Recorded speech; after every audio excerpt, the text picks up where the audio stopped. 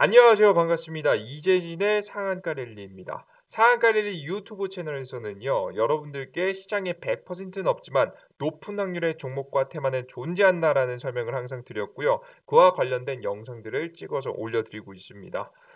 그러한 중에 여러분들께 마서 굉장히 과분한 지금 현재 애정과 관심을 보내주고 계시죠. 벌써 구독자 1만 3천 명을 넘어서고 있습니다.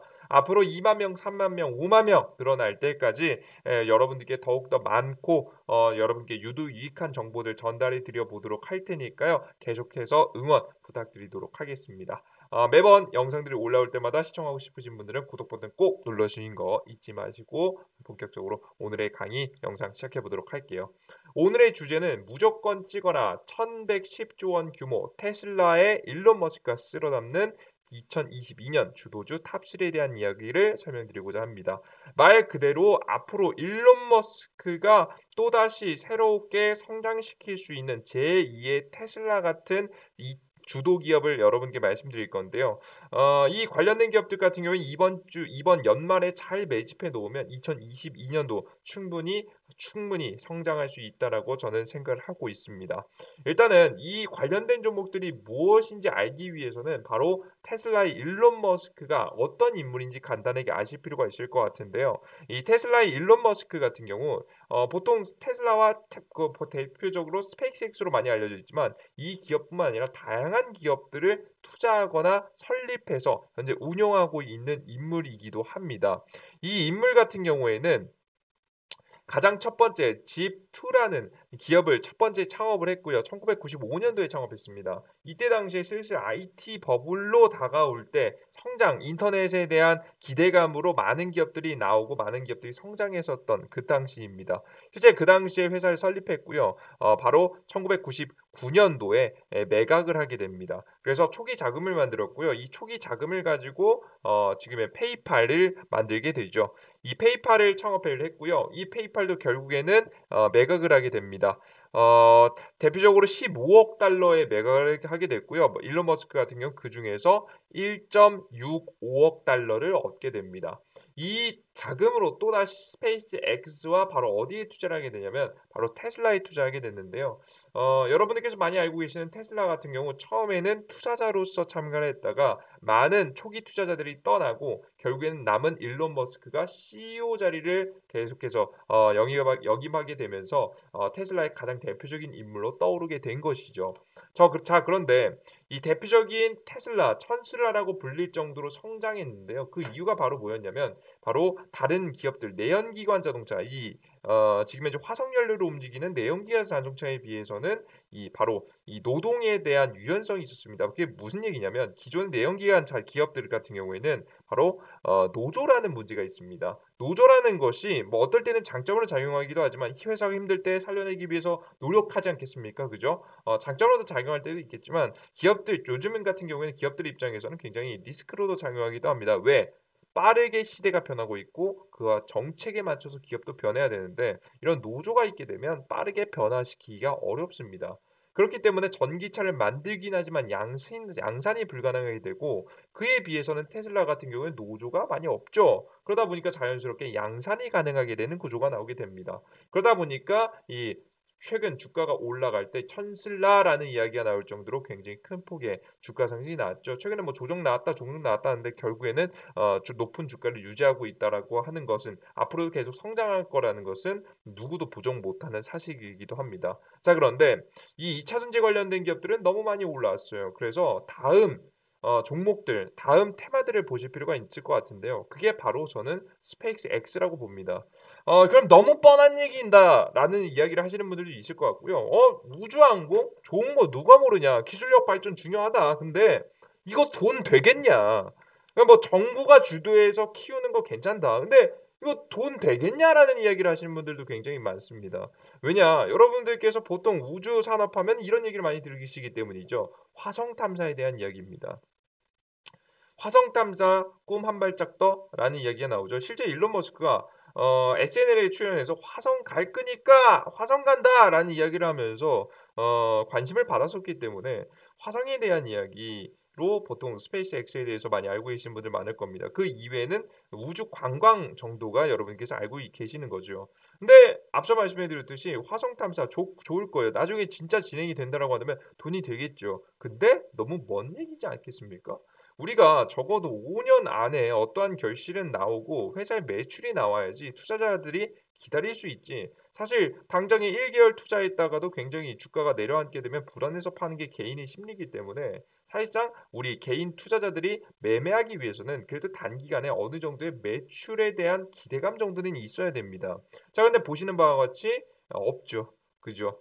화성 탐사에 대해서는 사실 당장의 매출을 찾아볼 수가 없습니다. 엄청난 기술이고 엄청나게 나중에 발전했을 때는 좋겠지만 당장엔 없다는 얘기예요. 그러다 보니까 나온 것이 바로 우주 관광이었는데 사실 우주 관광 같은 경우에도 이것으로 워낙에 들어가는 인풋이라는 거 투자 자금이 많기 때문에 정말 아웃풋을 낼 수 있을까? 이것 자체로 기업이 적자에서 흑자로 돌아설 수 있을까에 대한 의문이 들기 때문에 사실 이것만으로도 불가능하다고 봅니다. 사실 전문가들도 이미 그렇게 보고 있어요. 뭐라고 보고 있냐면 우주 관광은 이미 미끼다. 억만장자들이 진짜 목표는 2040년도 1조 달러 우주 산업이다라는 이야기가 나오고 있는 거죠.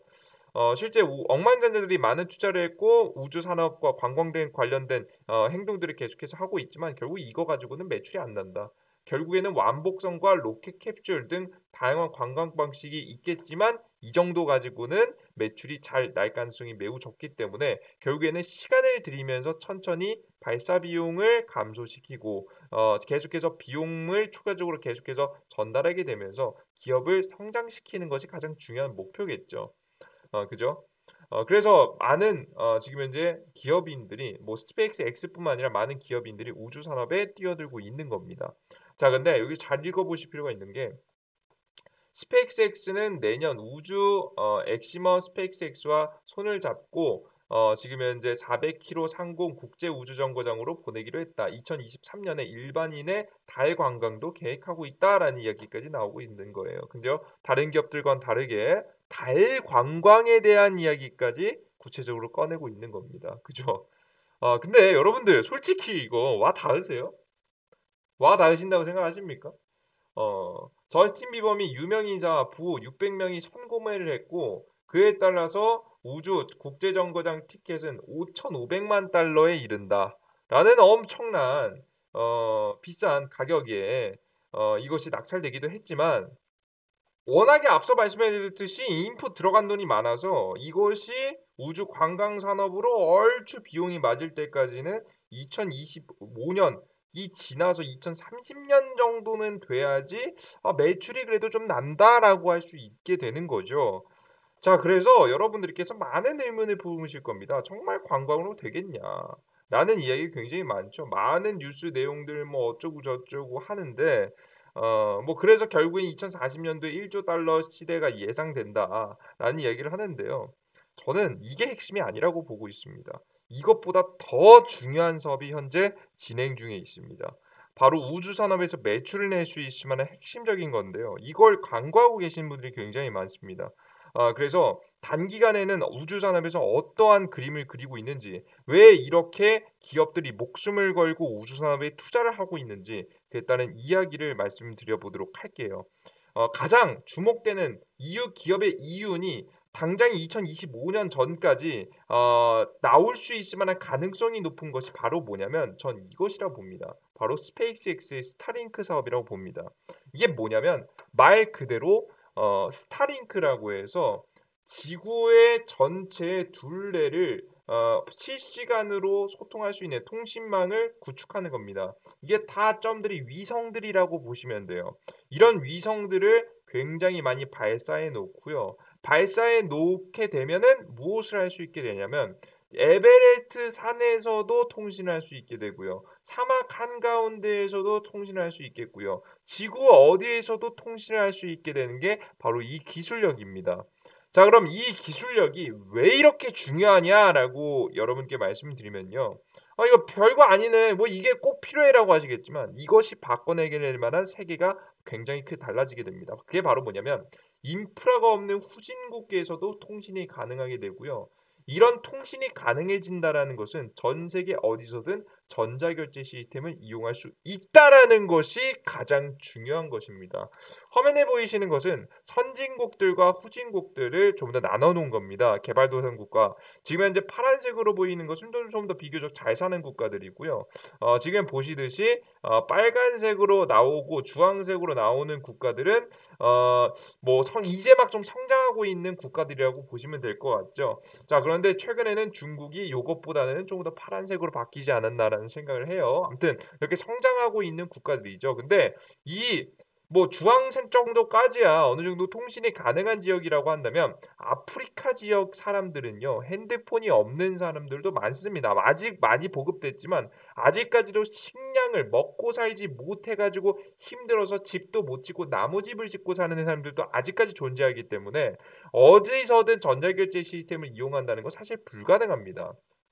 그런데 이 스타링크가 진행되게 되면 이것이 가능해진다라는 부분이겠죠. 실제 이 사업은요, 누가 적극적으로 진행하고 있는 사업이냐면 바로 금융경제를 현재 쭉 잡고 있는 대표적인 JP모건 금융사들과 미국의 페드가 주요적으로 밀고 있는 정책 중 방향성들 중에 하나입니다. 바로 뭐냐면 지하경제를 잡기 위함인데요. 보통 최근에는 바로 종이 화폐를 통해서 거래하게 되다 보니까 마약이라든가 아니면 총기 거래라든가 요런 것들 지하 경제에서 일어나는 불법 행위들이 바로 달러, 종이 화폐를 통해서 많이 일어나게 됩니다. 자, 그런데 그것들을 추적 못하게 되다 보니까 금융경제 패권을 잡고 있는 그들이 굉장히 불편하겠죠. 이들이 바로 지하 경제를 잡기 위해서 바로 선택한 것이 바로 무엇이다? 전자결제 시스템이다. 종이 화폐에서 결론적으로는 CBDC로 갈 수 있을 만한 달러 화폐로 갈 수 있을 만한 그림을 그리고 있고요. 이것을 완성하기 위해서는 결국에는 뭐가 필요하다? 후진국 어디에서도 통신이 가능한 스타링크가 만들어져야지만이 결국에는 CBDC가 실행이 가능하다라는 설명을 드리는 거예요. 이해되셨어요? 여러분들 아시겠죠? 그러다 보니까 이 비트코인 시장도 계속해서 냅두면서 CBDC를 발행하기 위한 무엇을 하고 있는 겁니까? 계속해서 테스트를 진행하고 있다라고 보시면 될 것 같아요. 그죠? 여러분들 계속 말씀드렸죠? 이 CBDC, 미국의 페드, 미국의 달러를 만드는 페드 입장에서는요, 사실 비트코인을 가만히 냅두면 안 됐어요. 사실 비트코인을 규제했어야 돼요. 그런데 제대로 규제하지 않고 어정쩡하게 풀어놨죠. 그 이유가 뭐겠습니까? 비트코인이 진짜 필요해서 비트코인이라는 것이 진짜 가치가 제대로 인정받아서 그게 아니에요, 여러분들. 이거 착각하고 계시는 분들이 많아요. 비트코인보다 더 좋은 코인들이 많이 나왔어요. 그럼에도 불구하고 계속 비트코인이 최고치를 찍고 있잖아요. 상징성이라는 이유 하나만으로. 가치가 없는데, 근본이 없는데. 결국엔 CBDC가 발행되면 페드, 이 달러를 기반으로 하는 건 금을 기반으로 발행될 거고요. 이 JP모건에서 발행하는 CBDC 같은 경우에는 은을 기반으로 발행될 가능성이 높은데 이런 것들에 비해서 근본이 없어요. 그런데도 불구하고 계속해서 가치를 인정하고 계속해서 주가가 상승하는 이유가 뭐냐면 비트코인이 현재 존재하는 이유가 있기 때문입니다. 그게 바로 뭐라고 설명드렸죠? 비트코인을 통해서 블록체인 인프라를 형성해 놓는 겁니다. 결국에는 전자화폐를 발행해서 돌리기 위해서는 환경이라는 게 조성이 되어 있어야 돼요. 당장에 정부가 갑자기 CBDC를 발행하겠습니다라고 하면은 그것을 CBDC를 실행하기 위해서는 엄청난 자금이 들어가게 됩니다. 정부가 아무리 주도해서 진행한다라고 해도 그 막대한 초기 자금들을 댈 수는 없겠죠. 그래서 비트코인을 통해서 블록체인을 현재 지탱할 수 있을 만한 인프라를 형성하고 있고요. 이 비트코인 가격이 올라가면 올라갈수록 그 인프라는 단단해지게 됩니다. 이해되셨죠? 그러므로 인해서 이런 CBDC로 결국 넘어가기 위해서 비트코인은 존재 이유가 있기 때문에 그 CBDC가 나오기 전까지 비트코인 가격은 지속적으로 상승할 가능성이 매우 높아지게 되는 거죠. 그래서 결국 비트코인은 남겨두게 된 거고요. 결국에는 CBDC로 넘어가게 될 가능성이 높습니다. 비트코인은 사라지진 않겠지만 나중에 CBDC가 발행되고 나면 주요 전자 결제의 가장 핵심에서 좀 밀려나는 그림을 그릴 가능성이 매우 높겠죠. 아무튼 그러다 보니까 결국 CBDC를 발행하기 위해서는 스타링크가 필요하고 스타링크를 진행하기 위해서 기업들은 바로 이 위성들을 굉장히 많이 쏘아 올리게 되는 겁니다. 그렇게 되다 보니까 과열되는 우주 경쟁이 벌어지게 된 거고요. 장기적으로 봤을 때는 정말 우주에 나갈 수 있다라는 기대감 뿐만 아니라 우주 관광 뿐만 아니라 그것보다 더 중요한 것은 가장 단기적으로는 스타링크를 통해서 가장 통신의 독점을 가져갈 수 있을 만한 구조를 만들게 되는 겁니다. 이해되셨어요, 여러분들? 오케이? 이해되셨죠? 이게 가장 핵심인 거예요. 이래야지 독점적인 통신사업. 여러분 돈이 될 것 같아요? 안 될 것 같아요? 돈이 되겠죠, 여러분들. 지금 SK텔레콤, 우리나라 KT, 지금 이제 LGU 플러스에서 하는 거를 지금 스페이스X에서 거의 다 규모를 많은 규모를 가져갈 수 있다라는 부분입니다. 이런 상황이 있기 때문에 굉장히 과열되는 상황이고요. 이러다 보니까 어떤 상황까지 나왔냐면 바로 러시아라는 기업은 바로 이 위성들을 부술 수 있는 미사일을 만들 정도입니다. 이해되셨죠? 이런 현상이다 보니까 우주선 폭발에도 돈 몰리는 스페이스X 두 달간 1조 3천억 조달 이번 연도 4월달 기사입니다. 이것에 투자한 사람들이 그냥 어떤 사람들이 아니라 여러분들께서 터무니없는 사람들이 투자한 게 아니라 모회사 구글의 모회사인 알파벳이라는 기업과 피델리티 인베스트먼트 등으로부터 8억 5천만 달러를 투자받은 데 이어서 추가적으로 3억 1천만 달러를 끌어모았다.